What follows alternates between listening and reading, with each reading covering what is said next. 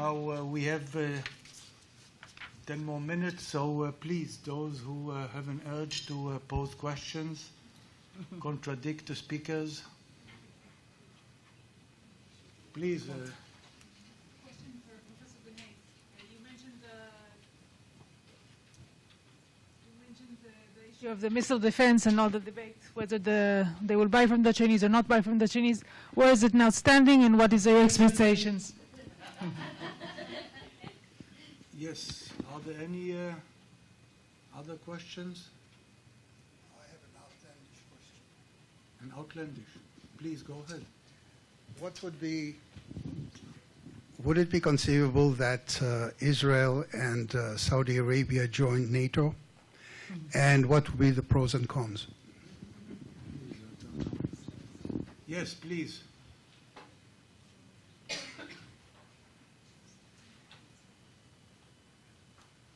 Okay, Uzi, please.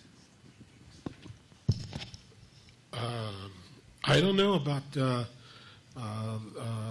Saudi Arabia's options to become and what institutional structures NATO has to accept a country like Saudi Arabia. There have been some modalities of global partnerships and at several points that have been considered, and therefore there may be no institutional barrier or legal barrier, and the rest depends on the consensual acceptance by existing NATO members to accept Saudi Arabia and Saudi Arabia's own interest. Why should it do so? If it wants to enjoy Article 5 guarantees, it can obtain that through a bilateral relationship with the United States. I don't think that it has other options. So I don't know about Saudi Arabia, but it's an interesting point. Mind you, of course it would run into the thing that everybody would be thinking, that would position oneself in direct opposition to Iran. And I don't see, with the rush to fight the Russians, I don't see the Europeans now seeking additional enemies in the Middle East. So one enemy at a time. And the moment the fashionable thing to say about NATO demonstrating its credibility is on the Ukrainian or Baltic issues, not in the Middle East. Israel is another matter. Israel, as from the very beginning of its history, Ben-Gurion himself has toyed with the idea of joining NATO, and of course that was a non-starter. But over the years, conditions did develop in which it was a viable option on the table, and there were a number of contexts in which it could be seen as an option. One such option would have been had there been a Middle East peace agreement that NATO would have been called to possibly guarantee or something, and the reward for which Israel would be accepted as a full member. Currently, it is a Mediterranean partner, which puts us on the same footing as Mauritania, I think. And of course, and locked with some symmetry with Egypt, which is not good news in this context. But there have been Israelis who did want that it be considered, and there have been people within the alliance who thought about it. Indeed, I was the one who founded an association that sought to promote Israeli accession into NATO, and things were going well until we hit two problems. One is the Egyptian obstructionism, and then the Turkish, Turkey running, rendering the thing inoperable because of its opposition to us participating in certain military exercises. But let us hope that the Turkish episode would be resolved over time. Then I don't see that to remain an obstacle. And yes, we can conceive of a possibility of an Israeli entry into NATO, which would benefit Israel and NATO at the same time. Yes, sir. Under these circumstances, it would give a further guarantee both to Europe and to America that they can monitor more closely and give the guarantees to the allies in the Gulf Possibly. Oliver, would you like to comment as a member of NATO whether it is at all, it is at all a viable option, which I consider to be totally unrealistic?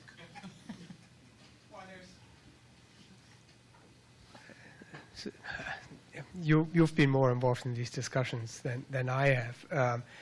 The political answer, quite honestly, I would give NATO has enough on its hands right now towards the east. That's the blunt, short political answer. The legal answer, I actually just looked up again, Article 6 on the treaty territory that is covered.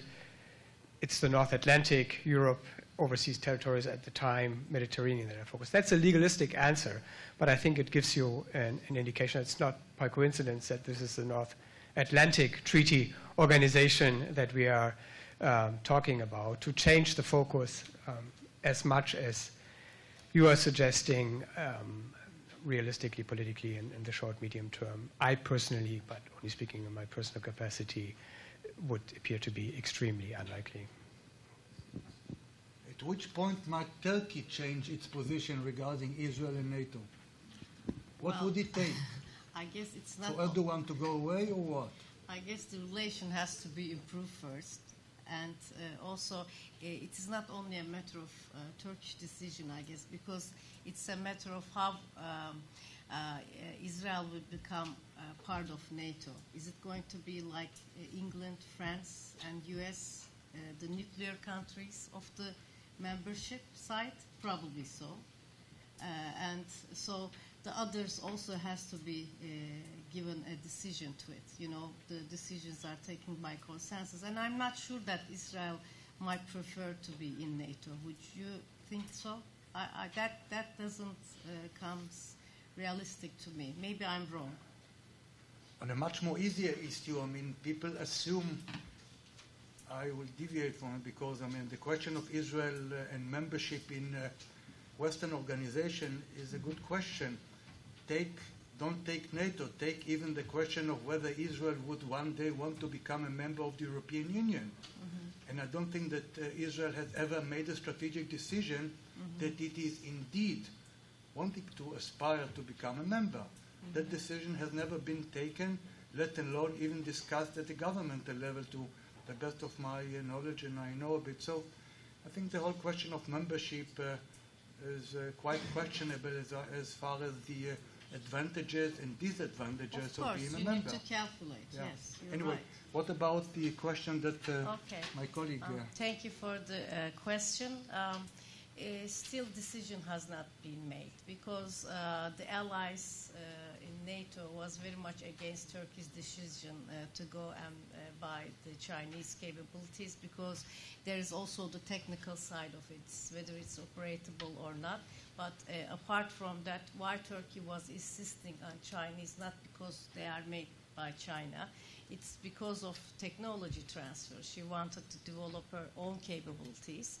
And so she's still open that her Euro-Atlantic partners might be interested in such a similar deal, and so she could have it from there. So the negotiations are still going on, but decision has not been made yet. Please. This is us. Yeah. Okay, but I was finished. No, I have a question to Uzi. In your discussion of missed opportunities, there are 2 points. One is a comment rather than a question. There was a basic assumption that the deal with Iran, the current developing deal, is a very bad deal. I disagree with you, but this is my comment. This is not a question. The question is about the missed opportunities. You listed the list of missed opportunities about the possibility of an American military strike against Iran. Do you count the decision of Israel not to strike the Iranian nuclear facilities also as missed opportunities? Only history will tell. You see, you should render foresight into hindsight, and then you could be able to judge. But, look, Mr. Netanyahu had declared the condition of a nuclear Iran to be a catastrophic condition, equating that in apocalyptic terms to an existential threat of disproportionate amount. Now, if that happens, will become the case, then clearly the question is, how is that allowed to happen? Particularly when a statement was made to the effect that Israel was shouldering the burden to be able to do something about it if needed by itself. Remember that phrase that has been quoted again and again, by itself, through itself, whatever. It is an abused concept, but still it's been declared again and again. I, for one, do not think that things are apocalyptic, but again, it is those who have the 30 mandates who decide.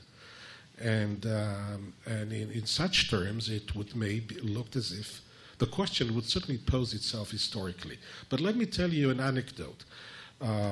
Early upon entering Netanyahu office in March, April 09, I talked to a fellow defense analyst who at that time, and everything is methodology, and he was strong on operations research. So operations research is optimization. So I asked him, tell me, if you were to calculate all the necessary equation, when would be the optimal date to strike at Iran? That's an operational research question. To which he reflected for a moment and said, 14 months ago. Now, he did not mean that as a mathematical. He made a point. And the point was missed opportunities. And that was a very thoughtful Israeli. But again, that's an anecdote. That's not history. But probably if you asked about 2008, you would have said again 14 months ago. I don't know. But that was a point, and I'm making a point. Life is not operational research. But the question still remains. You see, it's not only missed opportunities, but in chess, we know of the case of doing the right steps in the wrong timing. And that is referred to often as loss on account of tempo. We have missed timings. And sometimes timing is everything, in humor and in life. And here we may have missed the timings, that's the point. And one doesn't know when this may recur. And again, the price of that is not missing the ability to apply direct force as against indirect coercive measures, but it weakened enormously the negotiating hand. And that is why we may be getting a deal. Look, it's a bad deal in my terms. Look how the negotiating parties, the 3 + 3, 5 + 1, or 6 + 0, I wonder who volunteers to be the 0, and who have established much higher standards, promising that these would be their bottom line, sine qua non, some of which are absolutely essential. For example, the verification thing. A reference was made to Kerry saying absolute information. I love that one. There is no such thing as absolute in nothing, certainly not in intelligence. Now, if reference was made that not as a result of verification, but through national means, we have information, he should go to his history books again. You cannot rely on that. I would not even rely on both intelligence and verification, and something would still be left unattended. But now it looks as if this is full of holes. It is full of holes, and that is more and more disturbing. So it's not bad in my terms. Everything is relative. It's bad even relative to original American self-hopes. Thank you very much, the two of you. Thank you.